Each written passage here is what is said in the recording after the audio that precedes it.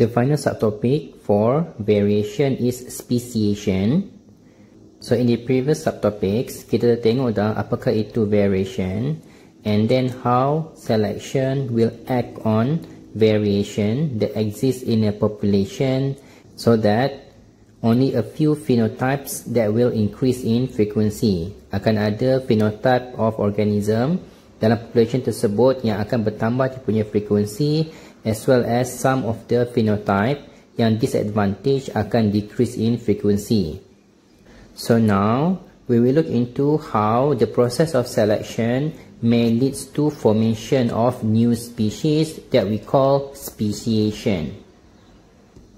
So first, let us define what is species or biological species. Apakah yang kita klasifikasikan sebagai species? Biological species is a group of individuals that are able to interbreed under natural conditions and produce fertile offspring and are reproductively isolated from other population. So maksudnya, for a group of individual to be grouped into the same species, individual tersebut kena boleh first interbreed between them, di antara mereka under natural condition. Secondly, interbreeding tersebut must produce fertile offspring. And then lastly, is reproductively isolated from another population. For example, kat sini kita ada two groups of deer. So ada yang berwarna brown, ada yang berwarna dark brown. So macam mana kita nak tahu whether dua groups of deer ini belong to the same species ataupun they are still the same species? So ini yang kita kena allow them to interbreed. Kat sini kita nampak brown deer hanya boleh interbreed with the brown deer untuk produce fertile offspring. Sama juga the dark brown ataupun grey ini hanya boleh interbreed sesama grey sahaja untuk produce fertile offspring. So these groups of deer tidak boleh interbreed sesama mereka. They cannot interbreed between the two groups of deer. So maksudnya they are reproductively isolated from each other. So this means that the brown deer and the dark brown or the grey are different species.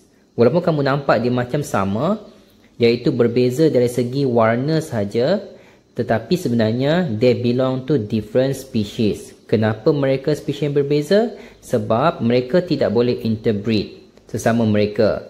Maksudnya mereka sudah reproductively isolated from each other. In the case of hybrid, kat sini kita nampak an example of hybrid organism, iaitu bila kita mate, bila kita kacukkan two different organism from different species but not under natural condition.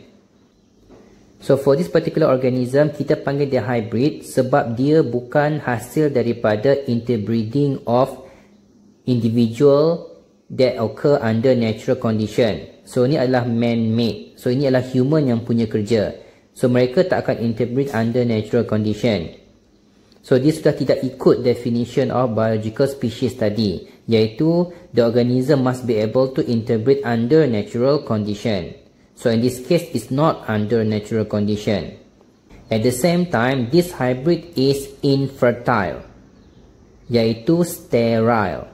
So another reason why this particular organism is not considered as a species tetapi just a hybrid.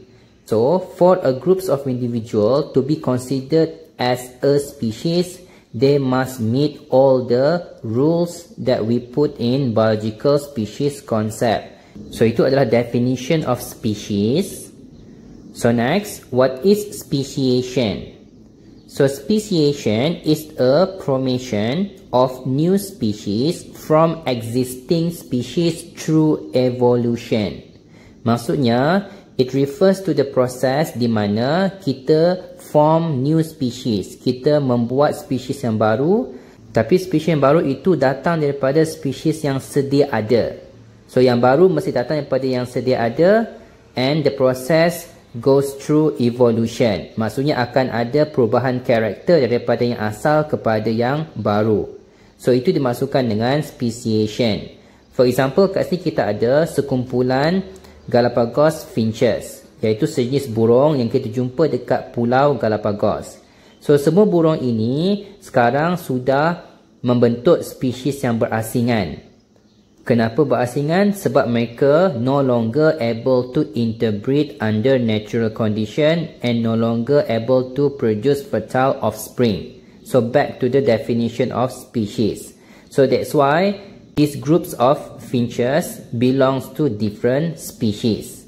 Tetapi pada asalnya, semua finches ini datang daripada satu ancestral species yang sama. So, satu spesies yang asal sudah berpecah kepada spesies-spesies yang berbeza. So, ini yang kita masukkan dengan proses speciation. Daripada satu yang asal, spesies yang sedia ada, apabila dia berubah kepada spesies-spesies yang lain, through evolution, iaitu through adapting different features, different phenotypes, character, so itu adalah speciation. Next, factors of speciation. There are 4 main factors that leads to speciation. Faktor yang boleh menyebabkan speciation ni berlaku. So the first one is reproductive isolation. So in reproductive isolation, organism in different species cannot interbreed. So oleh kerana organism tersebut tidak boleh interbreed, that's why mereka secara productively sudah isolated. Satu organism cannot interbreed with another organism. Kenapa tak boleh? Sebab secara reproductively mereka sudah terpisah. There are a few mechanisms of how reproductive isolation can occur. So it can occur through habitat isolation, or behavioral isolation, or temporal isolation, or mechanical isolation, or gametic isolation. So ada 5 mekanisme macam mana reproductive isolation ni boleh berlaku. Oleh kerana mereka hidup dekat habitat yang berbeza, so mereka tidak boleh interbreed sebab tak jumpa. So itu first mechanism, habitat isolation. Kalau temporal pula, kenapa dua organism ini tidak boleh interbreed? Sebab mereka hidup dekat musim yang berbeza. For example, ada yang aktif pada musim sejuk, ada yang aktif pada musim panas. So oleh kerana in terms of masa mereka tidak berjumpa, so they become reproductively isolated. So they are different species. Satu lagi adalah kalau behavioral isolation. Maksudnya mereka berbeza dari segi mereka punya behavior.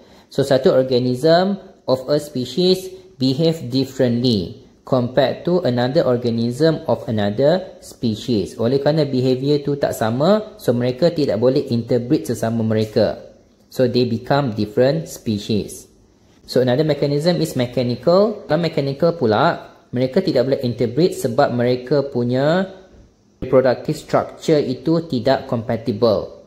So oleh kerana tidak compatible, diorang tidak boleh interbreed sesama mereka because of their reproductive structure is not compatible. Last one is kalau gametic isolation. So kalau gametic isolation ni is because of their gametes cannot fertilize with each other. For example, the sperm of this species cannot fertilize the egg of this species. So even though there is interbreeding, tapi there is no fertilization. So technically still no interbreeding, no successful interbreeding. Because the gametes, walaupun gametes tu berjumpa, they will not fuse. Takkan ada fertilization, so takkan ada offspring. So still did not meet the definition of a species. So the two different groups of organism ini belongs to different species. So itu konsep reproductive isolation. The second factor is genetic drift. So what is genetic drift? Genetic drift refers to random change in the allele frequency of a gene pool in a small population that occur by chance. Maksudnya ada perubahan frekuensi of allele dalam satu population tersebut. Population tersebut mesti small population dan change tersebut mesti berlaku secara kebetulan, by chance. Tak boleh ada specific factor yang menyebabkan allele itu berubah dia punya frekuensi. And because of the change in the allele frequency, the individual of the different population no longer able to interbreed. So ada dua mekanisme of genetic drift, sama ada secara founder effect ataupun secara bottleneck effect. So kalau founder effect maksudnya daripada original population yang ada banyak different allele, only a few of them will move into new population. Kasi kita nampak dalam satu environment yang baru, only a few of the allele, in this case allele untuk butterfly yang color orange dan juga yang color gelap, only a few of this yang datang daripada original. Kita nampak new population dia punya allele frequency tu lebih sikit daripada original population. Iaitu original population allele dia ada yang untuk color orange, color putih dan color gelap. Tapi for the new population cuma ada color orange dengan color gelap sahaja. So in terms of allele frequency, the new population has less allele frequency compared to the original population.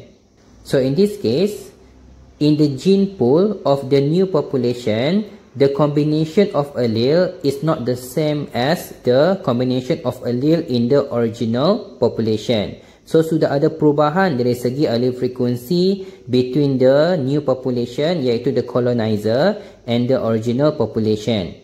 Semuanya because of some of the individual in the original population sudah pindah, found new place to live. Dia migrate ke tempat lain. So itu adalah founder effect that causes genetic drift. So another mechanism of genetic drift that can lead to random change in allele frequency is by bottleneck effect. So in bottleneck effect, kenapa boleh ada change in the allele frequency in the new population is because of something happened to the original population. Kasi kita nampak in the original population ada pelbagai jenis allele. But something happen di tengah-tengah ini yang kita panggil sebagai bottleneck effect. For example, ada environmental disaster. So bila ada disaster berlaku, tornado ke, tsunami ke, some of the allele in the old population akan survive. In this case, yang survive cuma yang recessive sahaja. Semua yang dominant allele yang ada dalam original population did not survive. So kasi kita nampak, in the new population, it only has some of the allele of the original population. So sudah ada change in the allele frequency that occur at random. Sebab natural disaster pun occur at random. So when there is change in the allele frequency, so itu pun kita panggil sebagai genetic drift.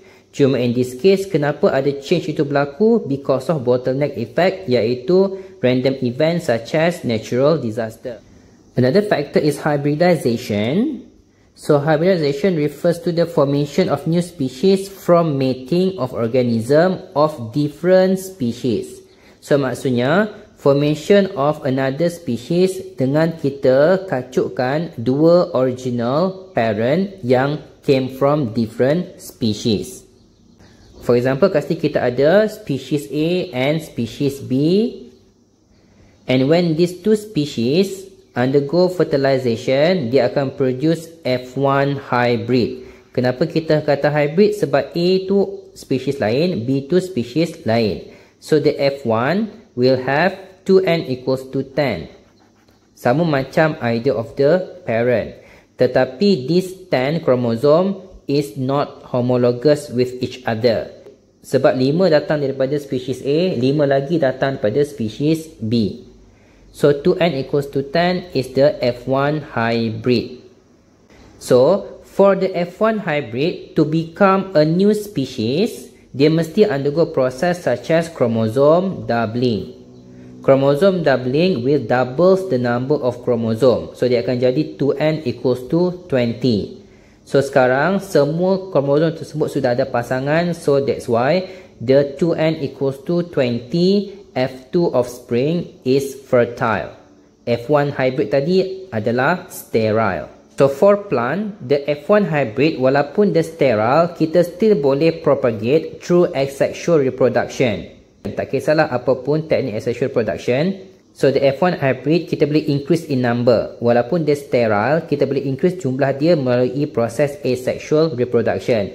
Tapi untuk jadikan dia fertile new species, dia kena buat proses chromosome doubling. So 2n equals to 20 individual is not the same species as F1 hybrid. Ini species baru. For example, saya katakan dia species AABB. So this individual is not the same species as the A or B or F1 hybrid. This is the new species. So ni adalah example macam mana hybridization can lead to formation of new species.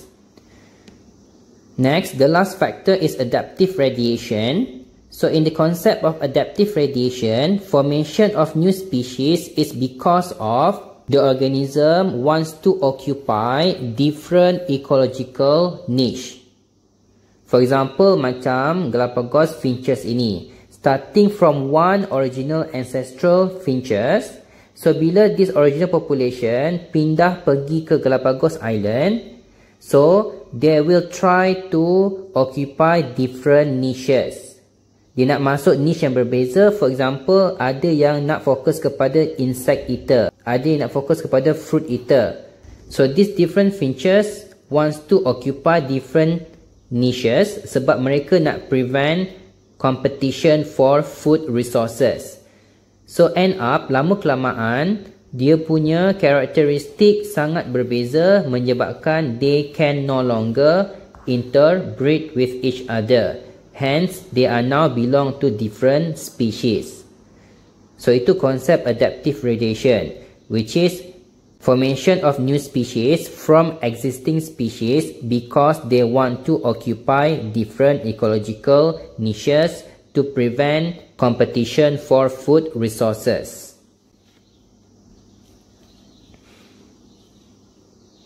So these four factors of speciation can lead to formation of new species in the environment. So that's it for speciation.